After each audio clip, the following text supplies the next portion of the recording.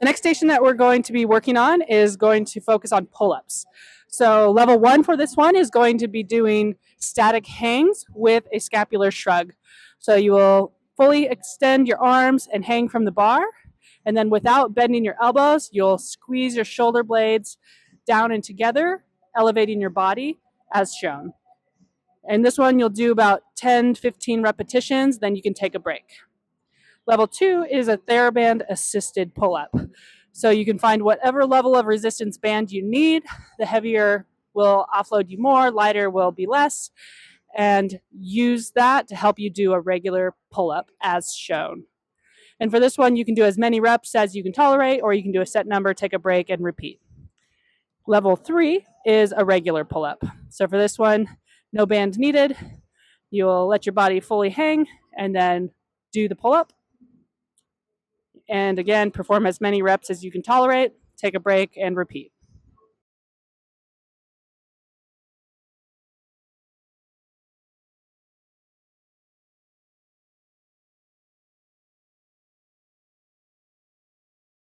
The next station consists of kettlebell strengthening. Level 1 has 3 different exercises, the first of which is a double-handed deadlift. So on this one, you will grab the kettlebell with 2 hands and perform deadlifts. The second exercise is going to be a double-handed kettlebell swing. So on this one, your lower body should be doing the work. You're not lifting actively with your arms. You're just letting that explosiveness from the knees and hips cause that kettlebell to go up ahead of you. The third exercise is going to be a kettlebell goblet squat.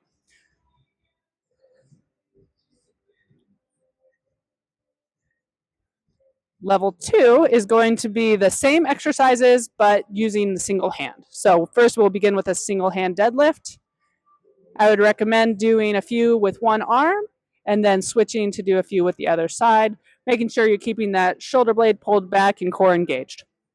Level 2 is going to be a single hand kettlebell swing. Same as the double leg swing, the majority of that power should be coming from the lower extremity, transferring into the swing itself. The third exercise is a single hand goblet. So on this one, you'll put that kettlebell into the rack position and then perform your goblet squat. And I'd also recommend doing a few in one arm and then switching to the other arm. Level 3 is also 3 exercises, the first of which is a shoulder press. So from that rack position, you're going to keep core engaged and press that kettlebell straight up overhead. Do a few with one side and then switch to the other. The second exercise is a kettlebell clean. So on this one, you're going to kind of combine going from kind of that squat, if you will, combining it with that pull into that rack position. Do a few on one side, then switch to the other side. The third exercise is going to be a kettlebell snatch. So on this one, we're going straight into that overhead press position as shown.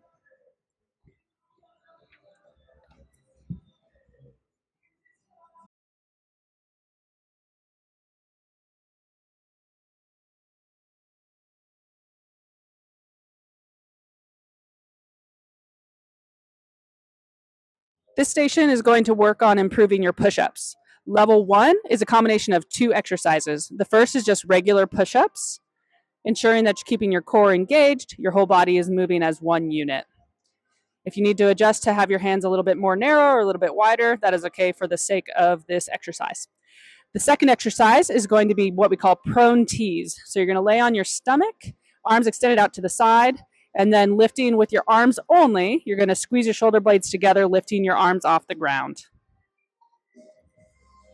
Level 2 is a progression of both of those exercises. So the first one is going to be banded push-ups. So on this one, you will use a resistance band as shown, and then you're going to do regular push-ups with that added resistance.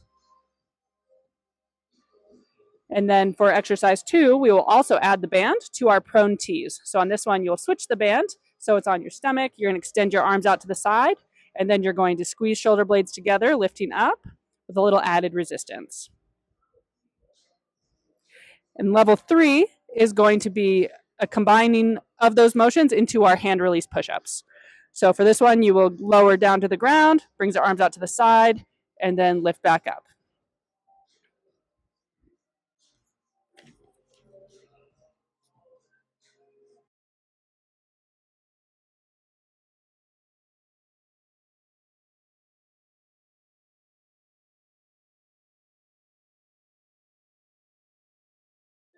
The next station that we're going to do is going to be a core strength progression. Level 1 has 3 different exercises, the first of which is a plank with lower extremity leg extension. So you'll assume a high plank position as shown. Keeping that core engaged, back straight, you will lift one leg and then the other, alternating for a set amount of time. Exercise 2 is the oblique crunch. So on this one, you will lay on a side, and then bringing your elbow towards your knees, you will lift your legs and your upper extremity at the same time. And you will do this on one side, then you'll switch to the other.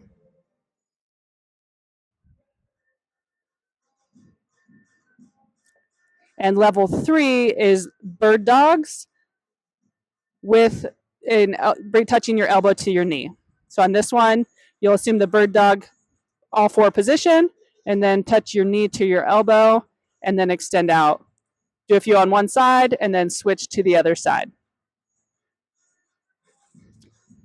Level 2 also consists of 3 exercises, the first of which is a back bridge with lower extremity extension. So on this one, you will assume the back bridge or reverse plank position, and then you will extend the leg, trying to keep the core in a generally straight line from your shoulders down to your foot. Level 2, exercise 2, is sideline a plank with a side plank with hip abduction. So on this one, you will get the side plank position and then lift your top leg and do a set number of reps for a certain amount of time, and then switch to the other side. Level 2, exercise 3 is the Russian twist. So on this one, you will get on your butt as is shown here, and then you will rotate from side to side, keeping that core engaged and your feet in the air. Level 3 is also 3 exercises, the first of which is going to be a side plank of a T with a rotation. So you're going to be in a high side plank, arm extended up overhead, and then you're going to reach under and come back through. And you can do this on the elbow, or you can do this on your hand. The second exercise is the tabletop crunch. So on this one, you will get onto your hand and your knee. So you can do the elbow as shown, or here as shown on the elbow, or with your hand. And then you're going to crunch the knee and the elbow of the up side together, and then extend out. And then you'll do several repetitions on that side and switch to the other side. The third exercise is the reverse crunch to a vault. So on this one, you will do a straight leg raise and then push your bottom up into the air. So bring the legs all the way up and then extend, lifting the butt off the ground.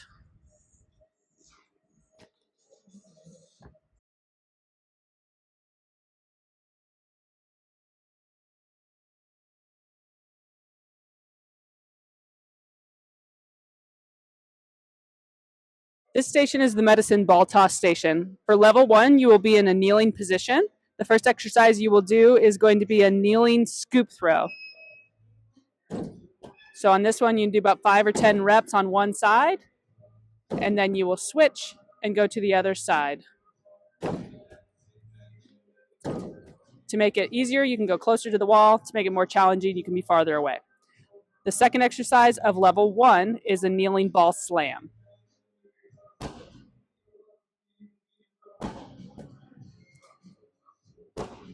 And the third exercise of level 1 is the kneeling ball toss. So on this one, you will just toss the ball straight up overhead.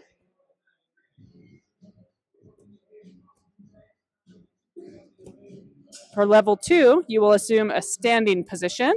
Similar to level 1, we're going to begin with scoop throws from the standing position. As you're doing these, make sure you keep your core engaged. Then you'll switch sides after you've done a few reps. Exercise 2 is the ball slam, so similar to kneeling. As you're doing this one, you're going to bring it all the way overhead, and your whole body should be doing work here, not just your arms. And the third exercise for level 2 is the wall toss with a squat. So on this one, we're throwing the ball straight up overhead into a squat, or you can actually throw it against the wall and landing in a squat position as shown. Level 3 is going to be a shot put throw. So on this one, you're going to use the arm that's farther away to do most of the pushing as you rotate your core using your legs as well.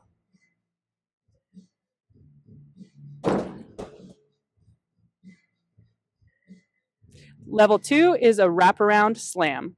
So on this one, you will go from side to side, slamming the ball down on the left side, bringing it up overhead, and then over down onto the right side. Again, it should be more than just your arms doing the work here. It's a full body motion, keeping that core engaged.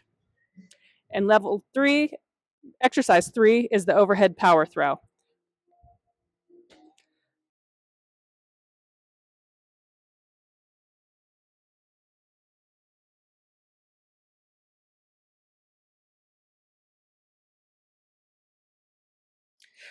The next exercise that we will be doing is the hex bar deadlift. For this one, the 3 levels basically are just based on how much weight you're pulling. So we're not really worried about how much weight you're doing. The biggest thing is that you are doing a weight where you are able to maintain form while it's still being challenging for you. So go ahead and you're going to set up for the hex bar deadlift. On this one, we want to make sure that your core is engaged, that your back is staying in a relatively neutral position, and that your shoulder blades are pulled back, engaging those mid-back muscles.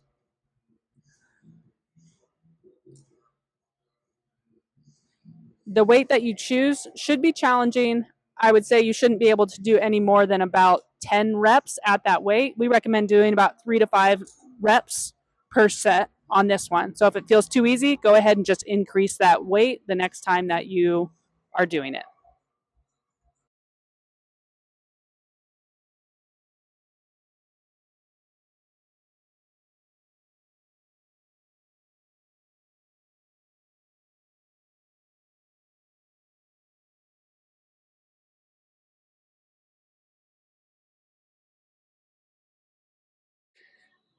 The next station that we're working on is going to use our cones for an agility drill. So on this one, you'll have about 8 to 10 cones, each spaced about 5 to 6 feet apart in a straight line, and then staggered off from each other as shown. So on this one, for the first one, you're going to stay within the cones, and you're going to shuffle from side to side, touching the cone as you go from left to right.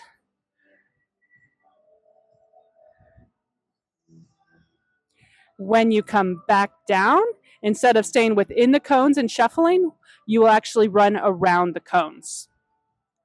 So you're going to change direction as you weave through the cones as shown. When you're doing this on your own, if you want to space the cones out a little bit more, you can do that, whatever is comfortable for you. So the levels of this depends on how quickly or with what intensity you're executing. So for level 1, it's doing it at a jog or about 25 to 50% of your speed. For level 2, we're doing about 50 to 80% effort. So we're speeding it up as shown here.